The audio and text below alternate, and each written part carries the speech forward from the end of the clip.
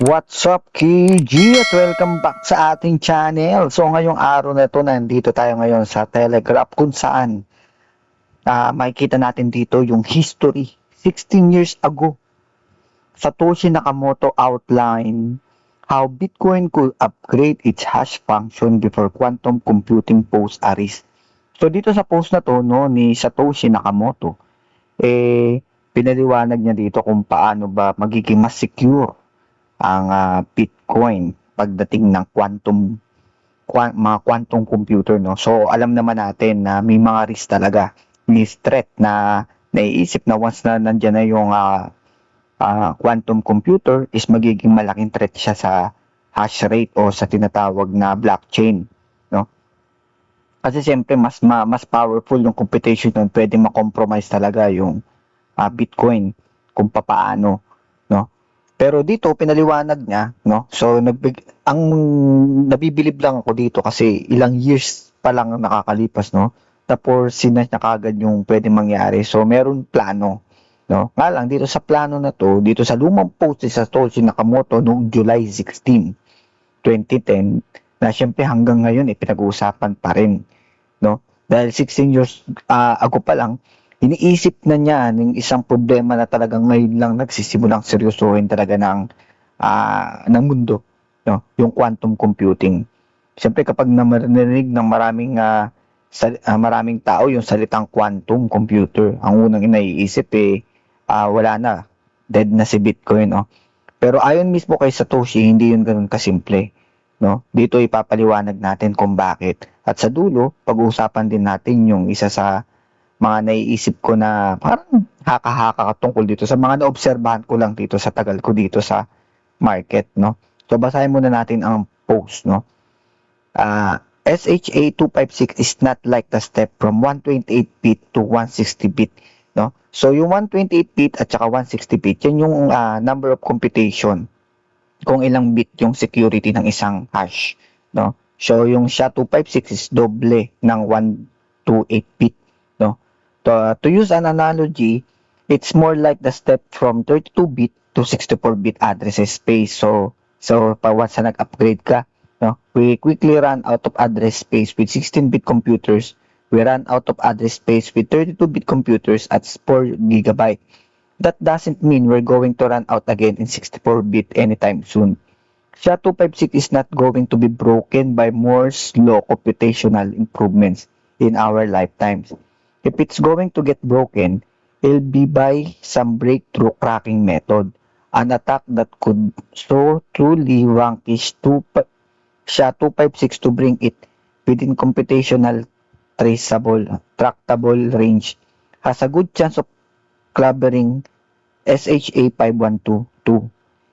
If we see a weakness in SHA-256 coming gradually, we can transition to a new hash function after a certain block number. Everyone would have to upgrade their software by the block number. The new software would keep a new hash of all the old blocks to make sure they're not replaced with another block with the same old hash. Ayun. So, ang hirap mong madugo sa utak pag binasa mo lang, no? So, itatry kong i-explain sa inyo sa simple lang, no? So, ano ba yung SHA-256? Isipin natin yung hash function na parang fingerprint. Kapag gumawa ka ng isang block sa Bitcoin, kunwari nakagawa ka ng isang block, no? Binibigyan ito ng SHA-256 ng unique na fingerprint. Ibig sabihin codes. Unique siya lang yung isang block na to is katumbas nitong SHA-256 ng unique na fingerprint. Kahit isang letra lang yung baguhin mo sa block, magbabago na agad yung buong fingerprint. Kaya madaling makita kung may nagtangkang baguhin yung history ng mga codes, yung mga transaction. Ito ang isa sa dahilan kung bakit napakahirap talagang hakin ng Bitcoin. So hindi ka pwede yung basta-basta magbabago ng code dahil magbabago na yon. Para doon sa ibang be-verify, sasabihin nila, uy, may nagbago na isang fingerprint, may isang letter na binago. So ano na yon, para sa kanila invalid na yung transaction na yon. So bakit may mga takot talaga sa quantum computer? Yung ordinary computer kasi ay parang isang Kunyari, kung may ordinary computer ngayon is parang isang estudyante na nagsasagot ng exam, no? Siyempre, isa-isang chine-check yung bawat sagot, pero yung quantum computer, pag kinumpara din natin sa may, parang milyong-milyong mga estudyante na sabay-sabay talaga nagsasagot sa isang exam, no? So, pero, pero may mga klase ng mathematical problems na kaya nitong lutasin ng mas mabilis kaysa sa normal na computer. Kaya marami talaga nagtatanong kung paano kung kaya nitong basagin yung SHA-256, yung SHA-256. Ang naging sagot ni Satoshi, ito yung pinaka-importante. Hindi sinabi ni Satoshi na imposible itong mangyari. Ang sabi niya, kapag nakita na, ito nga, sabi niya, if we see weakness, no, na humihina na yung SHA-256, maaari tayong lumipat sa bagong hash function. Hindi ibig sabihin na magpapalit lang ng isang setting. Ang mangyayari, lahat ng Bitcoin software, mga node miner, mga wallet, kailangan mag-upgrade. Kapag karamihan nag-agree, no, magkakaroon ng bagong version ng Bitcoin. So, yun yung isa pa dito, no.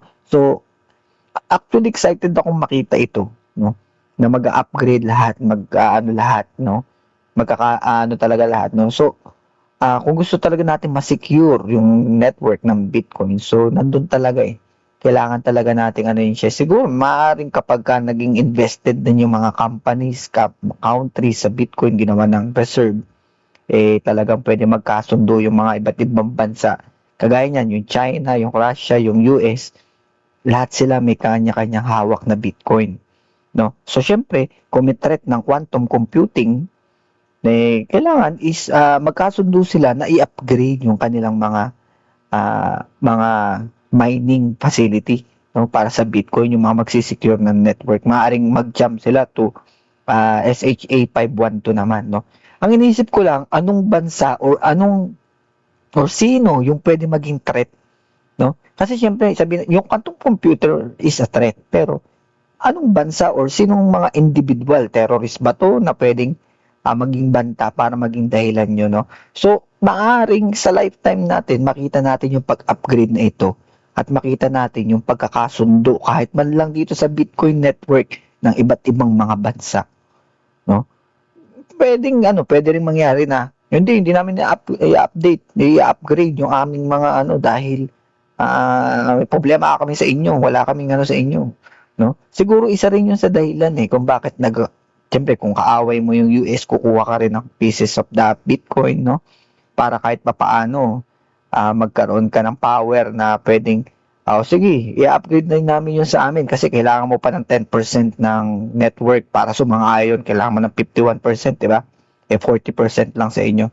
So, 10% sa akin, sige, papayag ako. Pero, paluwagan mo yung ganito namin. Ibigay mo sa amin yung mga demand na. Pwedeng ganun, no? Pwedeng magamit din, no? Medyo, syempre, from political perspective, maaaring ganun yung mangyari, no? Kasi, wala hindi naman company ang Bitcoin no? Isipin na lang natin sa simpleng paraan lang, no? Sa simpleng explanation lang. Kunyari, lahat ng bahay sa isang subdivision, gumagamit lang ng lumang kandado. Sa gate nila, sa subdivision. Pagkalipas ng mga ilang taon, syempre nalaman ng lahat na madali na itong buksan. Syempre luma na yung lock. So, nung dapat gawin, hindi naman gigibayin yung buong subdivision. Papalitan lang yung kandado sa bawat bahay, ng bawat, papalitan lang yung kandado, no? Ganun din yung naging idea ni Satoshi. Hindi kailangan mawala ng Bitcoin. Kailangan ng palitan yung security mechanism kapag kinakailangan. No, kailangan magkasundo ng mga tao doon na, palitan na natin yung ating lock sa main gate kasi, or pwedeng yung gwardiya natin, di nagtatrabaho ng ayos, palitan na natin yan. No? Pwede magkasundo. Pero paano yung mga lumang blocks? Yun naman ang tanong din yung mga dati. So, naging sagot naman dito ni Satoshi, yung mga bagong software na may mapupunta pa rin doon sa mga sa bagong hash ng lahat ng mga lumang blocks. Ibig sabihin, hindi mawawala yung history. Hindi rin madaling mapapalitan ng dating blockchain. Parang nilagyan mo lang ng bagong security seal yung lahat ng lumang records mo. Ibig sabihin ba nito is handa ang Bitcoin, no? Kung sakali mangyari ito, hindi pa rin. Dahil ang pag-upgrade ay hindi desisyon ng isang tao lang. Walang CEO nga, sabi ko nga sa inyo, walang CEO ang Bitcoin. Walang kumpanya na magsasabi na simula bukas ito na yung bagong Bitcoin, no? Kailangan ng consensus. Kapag hindi nagkasundo yung community, maaaring magkaroon ng hard fork talaga. Katulad na nangyari noon sa Bitcoin at saka Bitcoin Cash, no? Siyempre, may mga quantum computer na ba ngayon na kaya talagang sirain yung Bitcoin sa ngayon? Wala pang pampublikong ebidensya na may quantum computer na kayang basagin yung SHA-256 o yung na ECDCA, no, ng Bitcoin sa practical. Yung ECDCA hindi lang nabanggit dito, no. Yung ECDCA yun naman yung gumagawa ng mga addresses, no, na combination ng codes para sa mga wallet tsaka public addresses, no. May malalaking company kasi katulad ng Google, IBM, Microsoft at iba talaga na nag-aaral pa tungkol dito. Pero yung iba is mga laboratory experiment pa lang. At yung iba naman actual na pag tinatry nilang atakin yung Bitcoin network, no. Maraming pang mga technical challenges talaga bago yung mangyari. So ano yung mas malaking challenge dito? Siyempre hindi lang paggawa ng quantum computer, kundi paggawa ng quantum computer na stable, may sapat na qubits, may mababang error rate, at kayang tumakbo ng sapat yung na matagal, no? Para maisagawa talaga yung napakahirap na computation para ma-decode, no? Kaya kahit mabilis yung development, hindi ibig sabihin nun is mawawala na yung Bitcoin. So, kailangan din talaga maging strong enough talaga yung quantum computing, no? Bago yun na mangyari, no? So, ano yung aral nito para sa atin? Oo, may mga headline na quantum computer will kill Bitcoin or pwedeng mawala, patalo niya yung Bitcoin or ma-decode niya, no? Ang mas mahalaga lang dapat tingnan, may plano ba yung network, no? May paraan ba? May paraan ba para mag-adapt tayo? Ang sagot, oo. Mismong si Satoshi mismo nag-isip na talaga mahigit isang dekada na yung nakalipas, no? Hindi niya sinasabing perfect talaga yung Bitcoin. Ang sinasabi niya, kung magkakaroon ng problema, may paraan para mag-evolve, no? Mag-level up, no? At yun yung isa sa pinakamalaking lakas talaga ng open source na software, no? Yun nga, pagdating din naman sa mga haka-haka, no?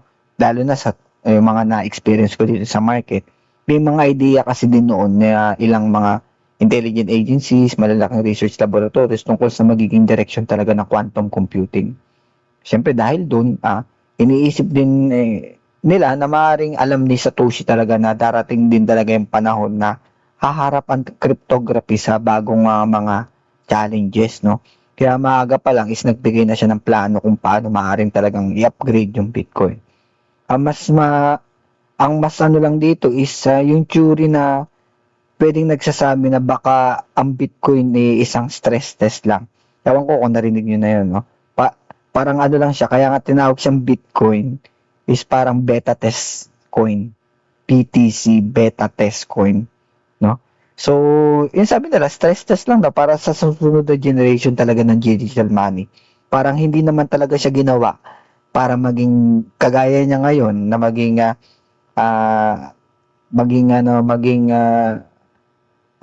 kagaya ngayon na siya na pangalan nito, store of value, kundi para maging pang beta test lang para sa susunod na henerasyon, no, ng digital money bago pa tumating talaga yung panahon ng quantum computing. Pero syempre, wala pa naman naging ebidensya nagpapatunay sa claim na yun, no. Ano lang naman yun, haka-haka lang naman yun, no. Na-share ko lang din sa inyo, no. Ang pinakamalaga pa rin na message dito hindi kung kailan talaga darating ang quantum computer. Ang mas mahalagang tanong kasi dito, kaya bang mag-adapt ng Bitcoin? Siyempre, tulad nung sinabi nga ni Satoshi noong 2010, ang sagot niya, oo. Basta handang magkaisa yung buong network sa tamang oras.